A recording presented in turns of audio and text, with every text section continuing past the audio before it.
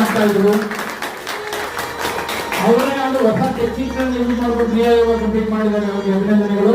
ಅವರ ಅನುಭವವನ್ನು ತಮ್ಮಿಂದ ಹೇಳ್ಕೊಳ್ತಾರೆ. ಓಂ ಪ್ರಿಯ ಬಾಬಾ ನಿಮ್ಮ, ಓಂ ಪ್ರಿಯ ಬಾಬಾ ನಿಮ್ಮ, ಓಂ ಪ್ರಿಯ ಬಾಬಾ ನನಗೆ ಮೈಕ್ ಇಟ್ಕೊಂಡ್ಬಿಟ್ರೆ